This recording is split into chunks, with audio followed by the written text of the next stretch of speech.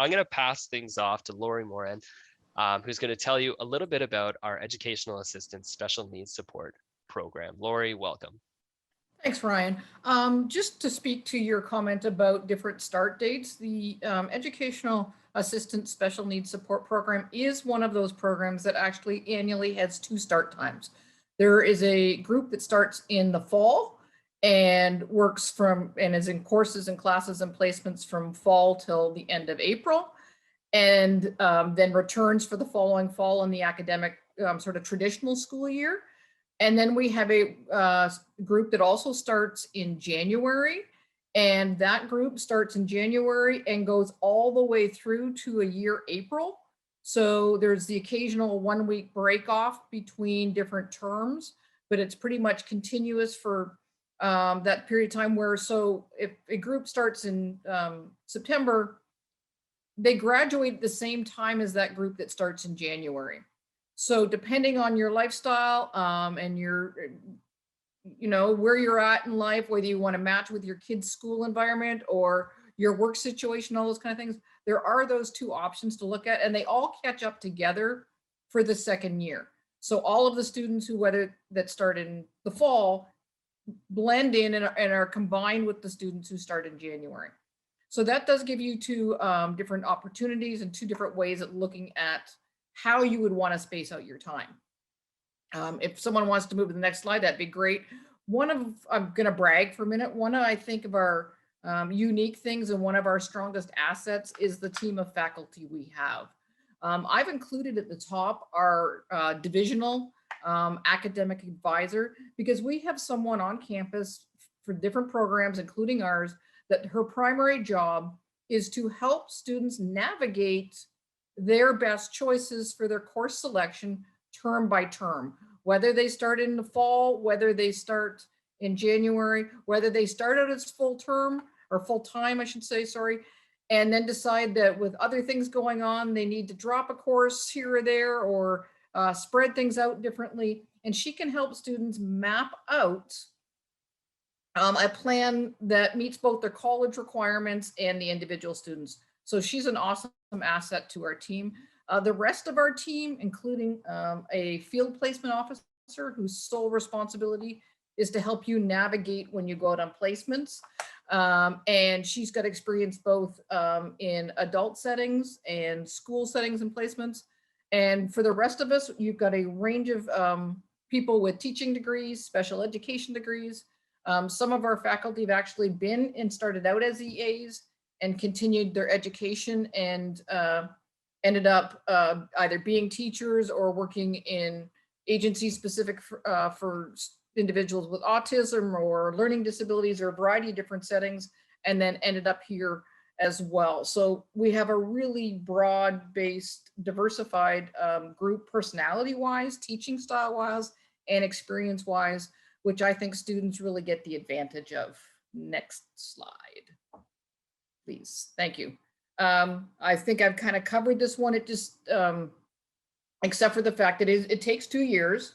And when you come out, we talk about a unique dual focus program, say some of the EA programs that are out at other colleges or some of the DSW programs that are out at the other colleges may have a little bit of overlap into working with the students or working with adults or helping people make connections between, in theory, how working with elementary students can help them in their adult life. Our program actually sort of splits our curriculum where we have a significant focus both in the elementary and educational stream, as well as in a variety of adult settings in terms of your course content, its relevance, and your placements. We really very much focus on 2 different areas. So when you come out, you will be equipped to work and have the credentials to work in either adult settings or in the school system, whether that's elementary or high school.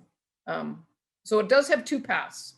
Admission requirements. If you're coming straight out of high school, ideally it's to have that diploma and a grade 12 English course, but the college also does look at mature students. And sometimes after a time period, if you're, an adult and didn't quite finish up, you may still have avenues to get in. We have a lot of students who do return a little bit later in life and don't necessarily come straight from high school. And I'm more concerned about what you leave the program with after you've been here than what you had when you came in. If you're not so, it's about the learning we can offer and partner with you and our placement providers, that the learning and the skill acquisition can take place. So we're not, there is admission requirements, but don't let that shy you away from considering coming. And the fact that you're watching today, I presume that, that's your intent, is to pursue post-secondary education, and hopefully with us. Okay. The field placement, I'm just going to hit some of the highlights in here.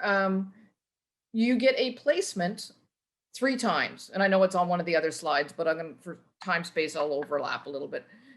You'll get 3 placements, not 1 in the first term, but you will have 1 in your second term, your third term, and your fourth term. 1 will be in a school setting, 1 will be in an adult setting, and the third one is pretty much, you can request which of those 2 focus areas you want to have your placement in. Placements, it's usually like 2 days a week. It is where you get to network with the professionals, where you get exposed to a variety of career opportunities and skill sets and individuals across the age spectrum. And it is really an essential part of our program, where you get to have that applied experiential learning and take what we offer to you in class and discussions and in readings, and apply it and see it and live it in a placement setting. Our students often also get employed out of those, many of which are actually offered jobs before they even graduate. We also offer some training that potential employers want in nonviolent crisis intervention and person-centered planning, and other areas where those opportunities can be added to your resume and make you well equipped to meet the requirements and criteria for potential employers. Next. Trying to be mindful of time here. Yep, you've got time. Don't worry, Lori. Okay.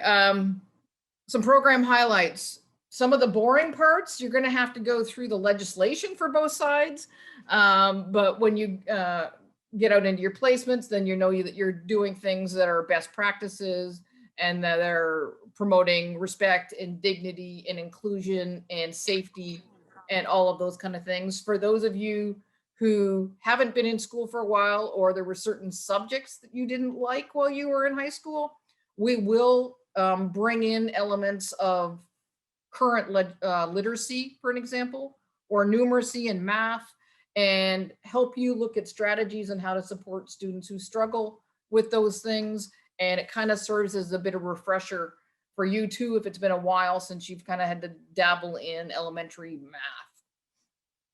math. One of the other things that's really cool is you'll get to dabble and play with assistive technologies and different apps, different programs, different things, and get a sense of them, become familiar with them, hopefully away from the anxiety that you may have with them.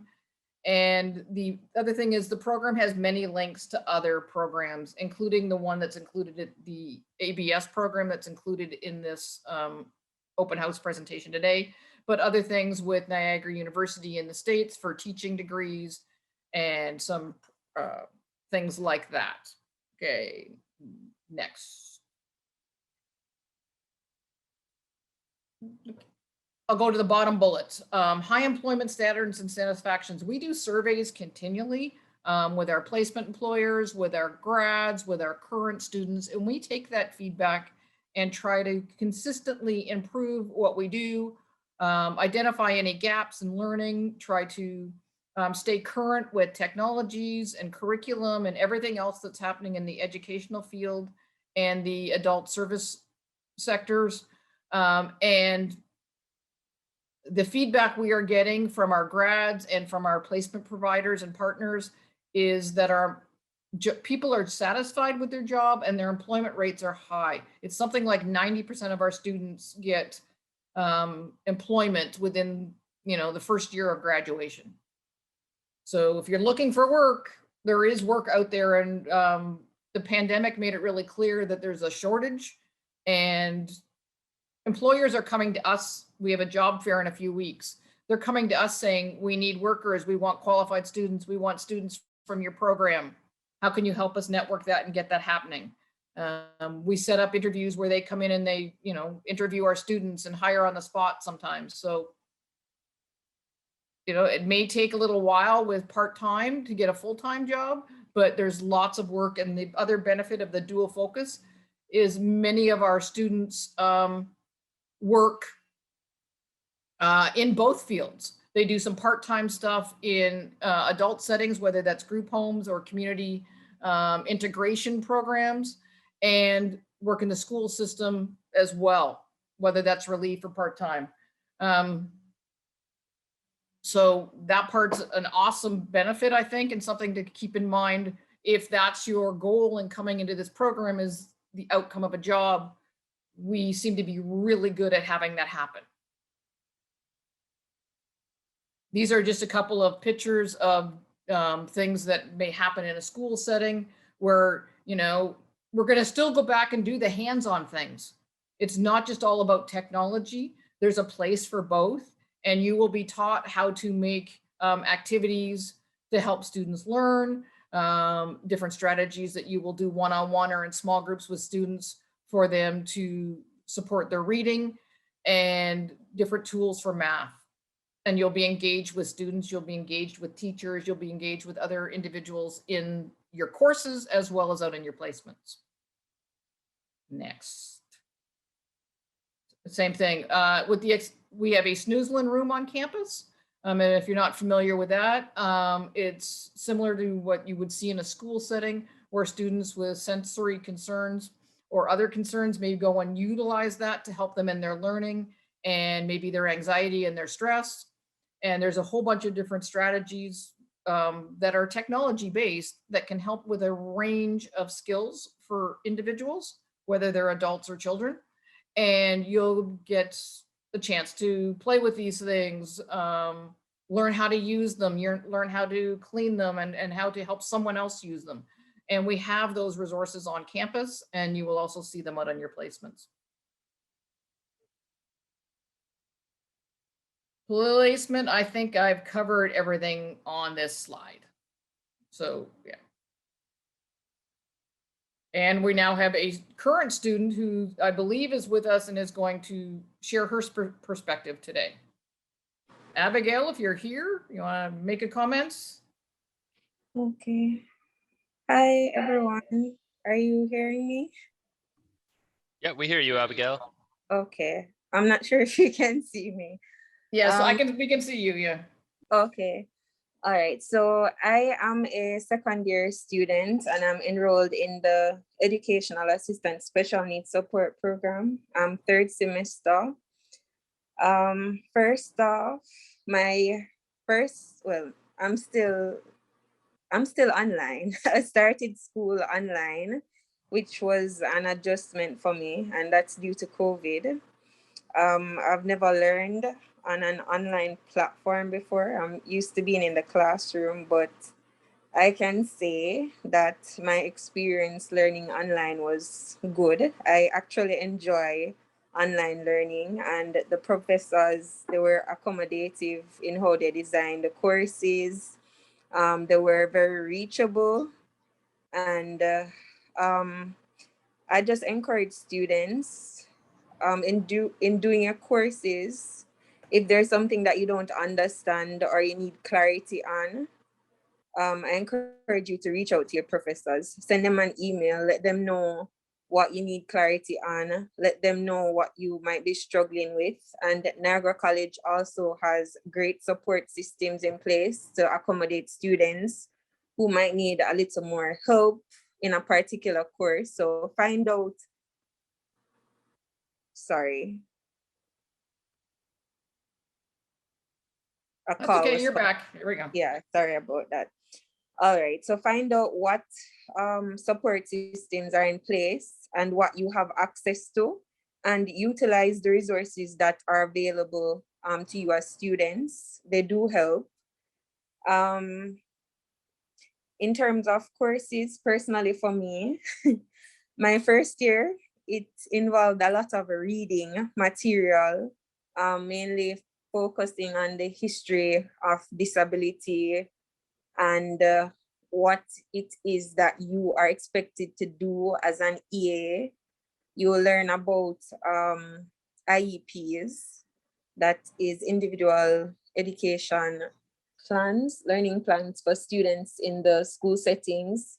And you'll also learn about IAs, that's really related to the group home. So if you have to report any incidents with your clients, so you learn all about those things. But I encourage you guys to like keep up and get a head start on the reading materials. Don't wait till last minute to start. If courses are out and available, take that as an opportunity to just start the work, start reading, and just try to exercise proper time management with all your courses. Sometimes it gets a bit overwhelming, but don't freak out. I'm in my third semester and I am managing just fine. So you guys will too. And check your work and ensure that you cite properly. You don't want to plagiarize.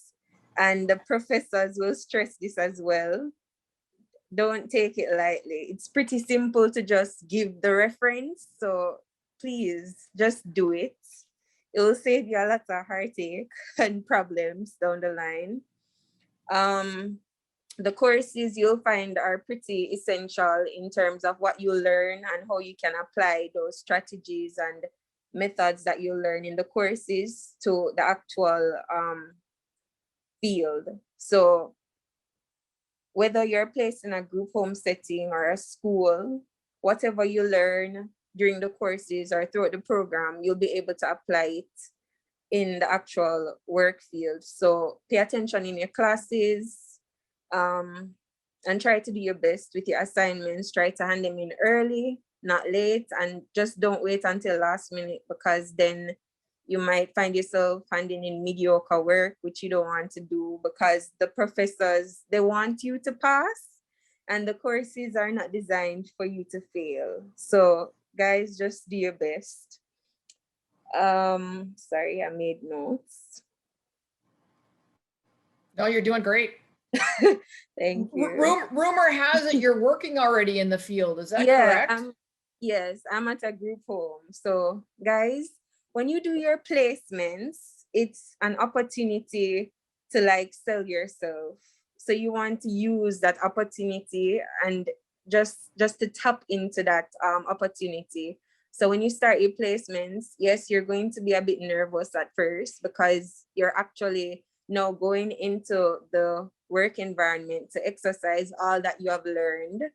And it's going to be a bit nerve-wracking at first, but observe while you're at your placements, listen and interact with the persons around you. Don't be afraid to ask questions. Don't be afraid to take initiative.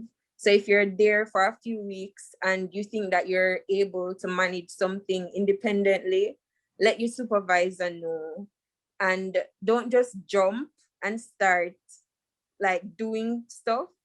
It's good, but it can also be bad because you want to get permission to like do certain things. You want to ensure that it's okay for you to do this independently. In the group home, it's a lot of personal care and supervising of clients. And so I don't mind the group home. I actually like the group home. I thought I'd like the school setting more, but I love working in the group home. So some of the things that you'll do, we class them as activities of daily living. You'd support your clients with brushing their teeth, getting them dressed, showers, eating. But while you're doing all those things, you want to keep in mind your client's own abilities. You don't want to just do stuff for them that they have the potential to do. So if they can feed themselves, you allow them to feed themselves while monitoring them. You're here to offer support, not to just do stuff for them. You're offering support where it's needed. So in doing that, you're exercising, you're allowing the client to exercise their own independence. And one of the courses that really stresses that, or the training rather, is person-centered training, which you'll do in your second or third semester, I think. So it's all about focusing on your client and allowing them independence. You're just there as a support. In the school setting, for me, my experience has just mainly been observing the EAs that already work in the school setting. So you'll follow them around, but in observing, you learn a lot. So take note of all the stuff that the EAs are doing and just keep them in mind. So when you are in the school setting, you can apply all the things that you have observed, all the things that you have noted when you're on your own. Is there anything else? The EA SNS program is an awesome program. I have a passion for this field, and doing this personally, it takes passion. That's what I think. So just enjoy the program, learn, apply what you have learned, and just put your best foot forward. That's what I encourage you guys to do, especially in your placement.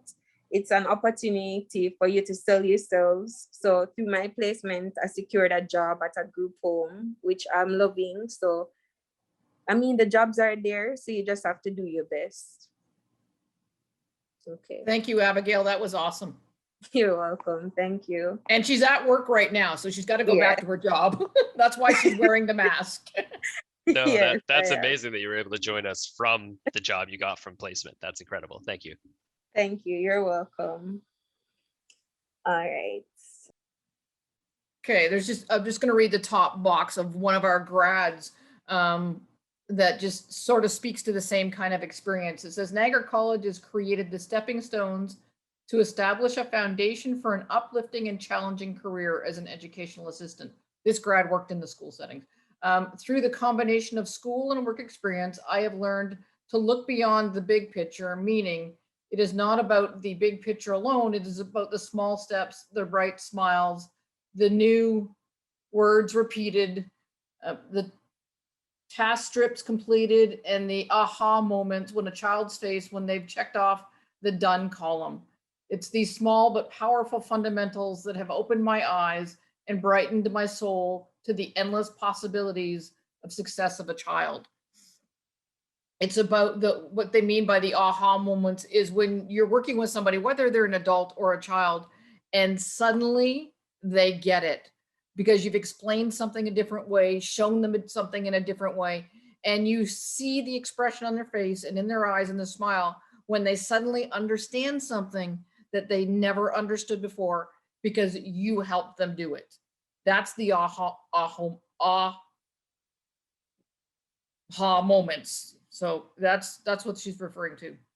And we'll look at the next slide and then we're going to move on to the next program. So where are some of our grads now? Working in school boards. Some are teachers because they've gone to continuing education. Some are in a variety of other settings in the community where they're working with children or adults. Some are in group homes. Some are in recreational programs. Some are self-employed. There is programs through the Ontario government where families can hire individuals to work with their adult children that they support or their own children. Some are continuing their education at university with transfer credits. Some come into this program and leave with this program and are doing it to support their own family members. Many who work in the field also volunteer in the field. And some are continuing their education right here at Niagara College with our Autism and Behavioural Science program, which is a post-grad program that Taryn is a coordinator for, and I'm going to hand it over to her. So I hope you consider us for a variety of reasons. Thank you and enjoy your day. Awesome. Thanks so much, Laura. I appreciate that. And thank you for bringing in that student. That was great. Taryn, we're going to pass things on to you to speak about our Autism and Behavioral Science program. Great, thank you. So as Lori mentioned, many students come from the EA program. They choose to take our program afterwards. It's a one-year postgraduate certificate program. And we don't only take students from EA, obviously, we have a variety of programs we take from. I am Taryn Walsh. My formal last name or legal last name is Yashishin, which is why it's there. And I kind of go by both. So you'll often see both my names in places. I'm the program coordinator and full-time faculty in the program. We also have the same field placement coordinator as the EA program, Amy Huseman, who's amazing. She has a lot of experience in different areas in this field. And then we have several part-time faculty who teach into our program coming from different agencies, school boards, and we often have guest speakers as well that come in. Next slide. So the purpose of the program is really to take the focus from working just in special needs generally to working specifically with children or individuals, adults as well, with autism spectrum disorder or ASD. And typically we'll go through different options and jobs that our students or grads get into, but typically you're working as a behavioral technician, and our focus is on using the principles of applied behavior analysis or ABA to work with these individuals in both therapeutic and school settings. So admission requirements. So we look to take students or grads from a variety of community service programs. There's a long list there: child and youth care, ECE, EA program. We also take a lot of students from university programs in behavioral science, child studies, psychology. If you have a degree or a diploma that's in a related field, that's the only requirement that we have. If you are choosing to come into our program from an unrelated field, so sometimes we have family members of individuals with ASD who choose to come to the program, or maybe you took a different program and you've started working in this field and you want to get some more education in it. And that's completely fine, and you can still apply to the program. We just request that you send in a one-page cover letter indicating why you want to take the program, what kind of experience you have, and a brief resume about your education and background. And this kind of helps us to decide with you whether this is actually the right program for you. So highlights of the program, definitely our field placement. We do over 350 hours of field placement, and our program is only 8 months long. So that's a lot of field placement time. We also have small class sizes, typically a max of 40 students. This gives us the opportunity to get to know each other, and it also helps me get to know all of you. And it's a pretty intensive program. So there's a lot of time together. Most of our courses are offered in a hybrid format. We've been very lucky this year to have a lot of in-class time already. So everyone's already really in it and getting to know each other. And we do a lot of hands-on practice.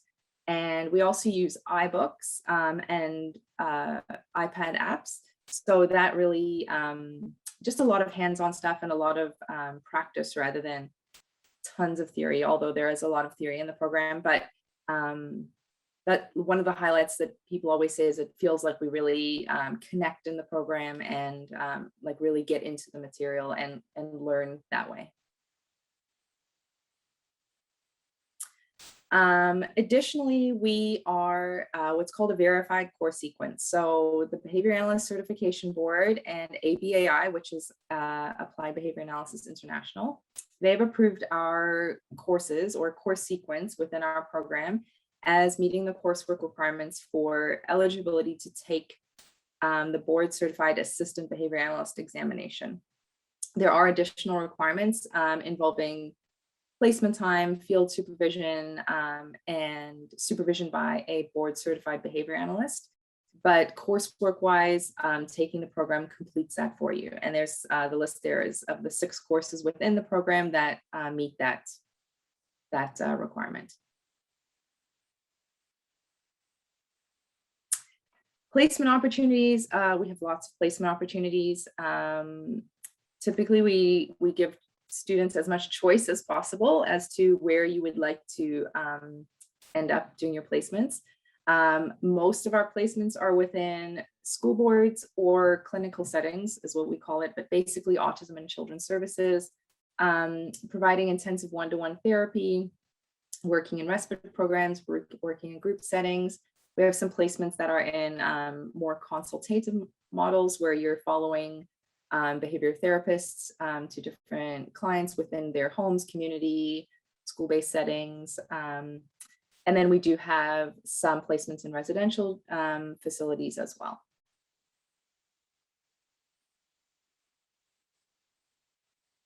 Same kind of goes for career opportunities. A lot, much as Lori was saying with the EA program, a lot of our students are hired from within their placements, which is really great. We often have quite a few students doing work options as their second placements because they've been hired before they've even finished the program. So that's always really exciting for us. And career opportunities are the same as placements, like the where you work is pretty much the same. And typically you're overseen by a BCBA or a psychologist, and supervision by a BCBA also kind of leads into that board certification option as well, because in many settings you're able to get those supervised independent hours that you need.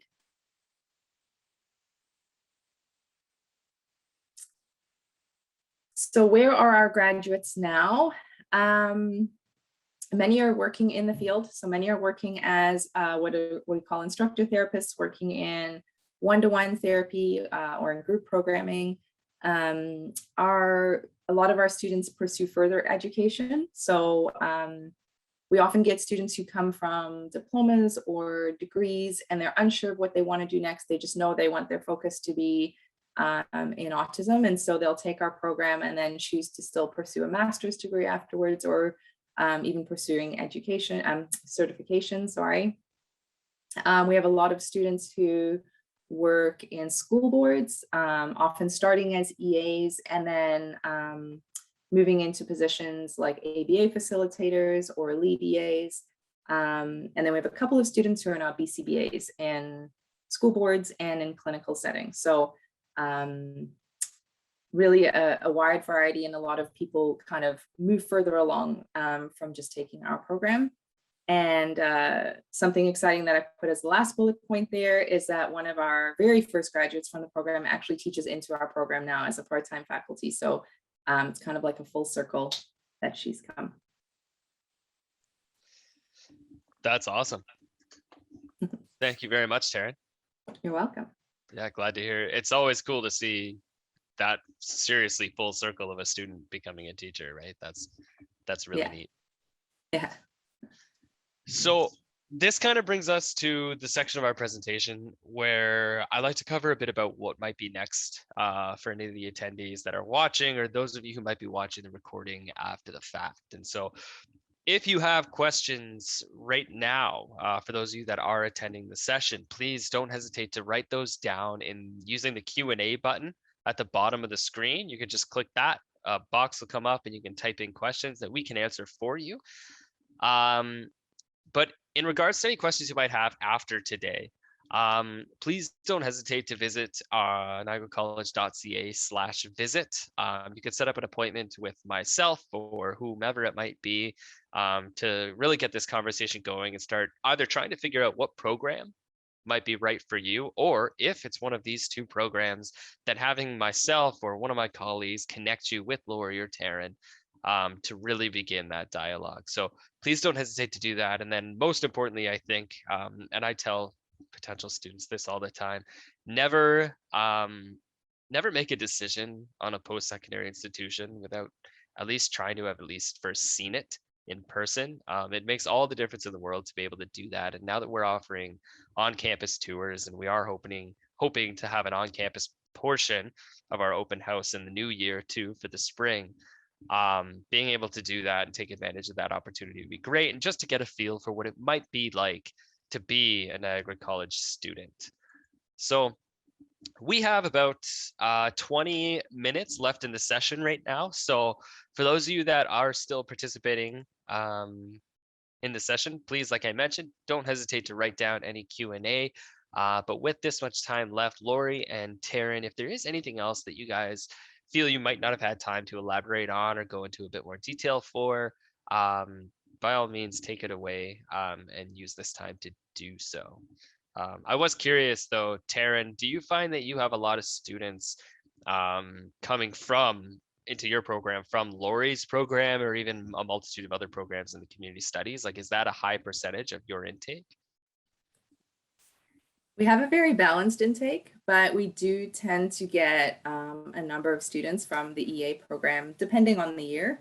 But because we're pretty connected, and even just physically we're connected. I'm in the same office area as the EA faculty are, and sometimes I teach into the EA program. So that kind of connection happens where I may get to know some of the students and they choose to come in, or even just getting to know me by being in the hallway. And then, as I mentioned, we also share our field placement coordinator, Amy. So she, of course, will encourage students who are in the EA program, who have shown interest in doing what we do, to pursue our program afterwards if they're not totally sure what they want to do next. So, but we get students. I mean, this year we have students from psychology programs, ECE, rec therapy, child and youth care, EA, child and youth studies. So we really get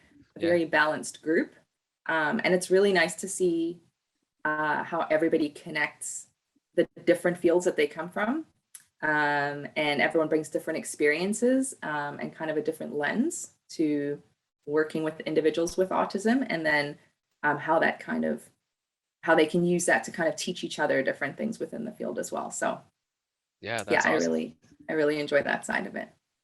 Cool. That would be very interesting to see, right? Because they bring it all to the table. So right. Very cool. There is a question now in the Q&A portion of our presentation asking about, so Cindy wants to know, she has a bachelor's in social sciences from McMaster that she received back in 1991, and is wondering if this is still a viable education credential for entrance into your program. Taryn, I'm assuming. Yes. Okay. Hi, Cindy. I don't know logistically how things work within the college, as in what year you needed to have graduated in. But I will say that if for whatever reason you're told that your credentials don't meet the requirement for entry, that sending in a quick cover letter, they all go through what's called the autism portfolio, but they technically all end up coming directly to me.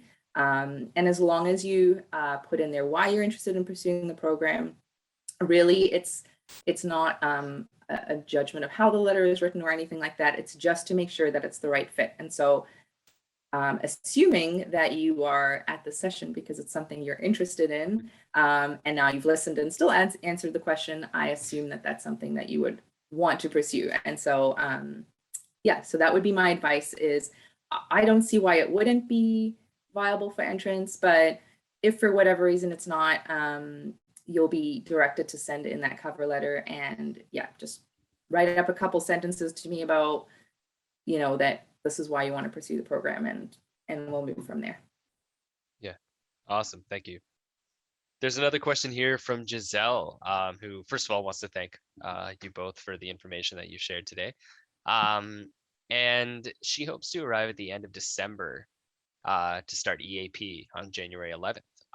But was wondering about the availability for a campus tour. So actually, I can answer this question.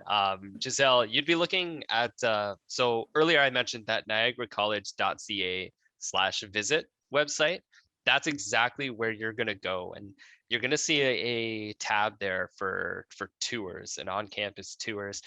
And when you click that, what you're going to see is a drop-down list or a list of all the upcoming available, whether it's services tours or program specific tours that are going to be made available currently right now, or especially within the next 2 weeks as we work through some of the logistics and create new sessions. So once you see that list of available sessions, all you have to do is click on that to register for the session. Or for the visit, sorry. Fill out a little bit of information in regards to COVID-19 and setting up that date, a bit of paperwork to, not paperwork, I shouldn't say that, that's intimidating. A quick form to fill out to send in to our team.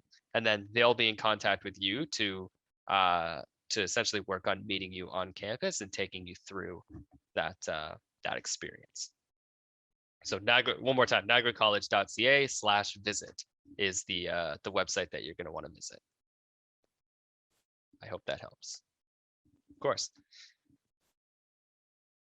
Awesome. So if anybody else has any other questions, just let us know. But Lori, Taryn, is there anything else you were hoping to say about your program? I know it's a lot of information to come to take away from this for sure. I guess I could add maybe, which maybe wasn't highlighted too well, is why somebody would choose to do a postgrad following a diploma or a degree. And I guess so I guess I should highlight that what we really move from is the direct work you might do with an individual with autism, or really it does apply to really any individual, even without a disability.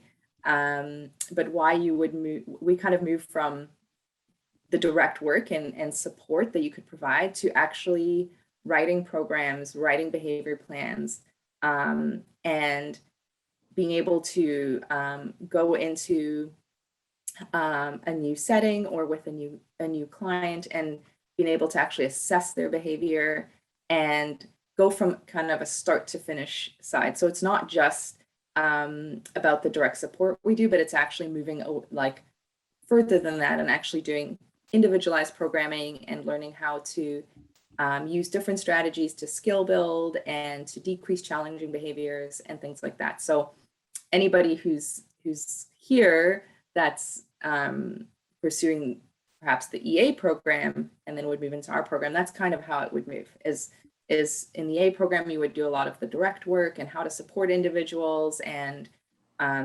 working in those different settings. And then our program kind of moves more into the actual writing of the programs and writing of the strategies and things like that. And how many students do you usually take in? Sorry, Lori. Sorry, say that again, Ryan. Sorry, I was just wondering how many seats were available for the program. There's typically 40 seats available. 40 seats. Okay, very cool. Yes. I was just going to say that we sort of tell our students the same thing, because sometimes they'll say, well, what's the advantage of taking that? And it does expand your skill set.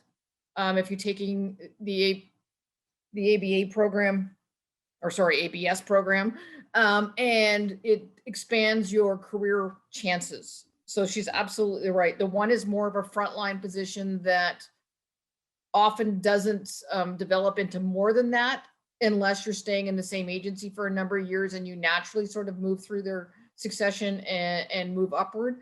But this actually expands horizontally and by increasing your entry-level skills for a variety of jobs that you don't have as an EA SNS worker.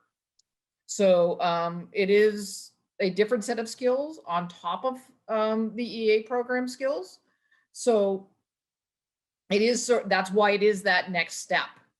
It's a great, the EA program and SNS program is a good starting point, but it is very specific to that frontline work model, where the ABS program opens more doors and it looks really good on a resume, even if you initially still want to just start out in those frontline positions.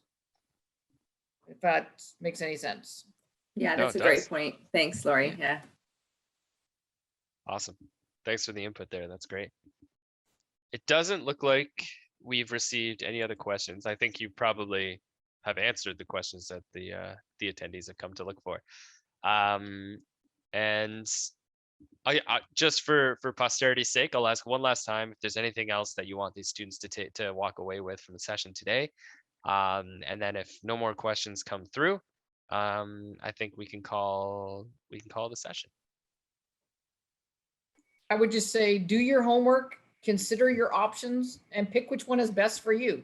When if that's not Niagara College, that's okay. You need to do what's best for you. And Anna's back in. You got anything to add, Anna, that you want to? Yes, so as the international representative, just want to let you know that we're here for all international students from start to finish. So that means as soon as you submit your application for either programs, we're working for you and with you until you graduate. So just know that you're well supported. We do work closely with faculty and other support systems like the library, peer tutoring, counseling. So please apply and know that this whole team is here for you. Your success is our success as well. Awesome. Thanks so much for that, Anna. If you don't mind me kind of jumping in on that too, in our last session, it was talked about extensively as well. We really can't stress enough the sheer amount of services that are available to you to help you be successful, really both academically and personally in the at Niagara College, but in college in general as well, you're going to find. So those services are there and they exist for you to take advantage of, and all you got to do is ask. So thank you. Awesome. So I don't see any more questions. So first and foremost, to the attendees, thank you for the questions that you have asked, and I hope we were able to be of assistance today. And then to Lori and to Taryn and to Anna, thank you so much for again taking the time to be here on this Saturday. We really appreciate it, and I know that the potential students who are here and who are interested in your programs also appreciated it as well.